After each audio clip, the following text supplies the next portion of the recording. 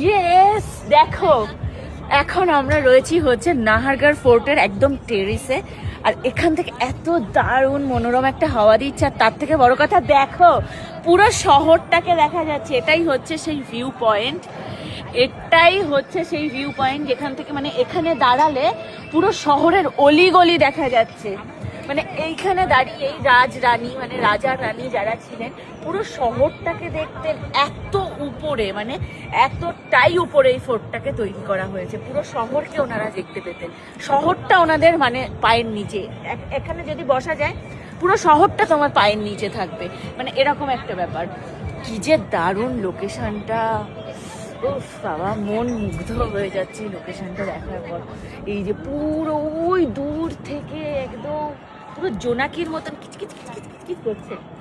কেমন লাগলো তোমাদের লোকেশনটা?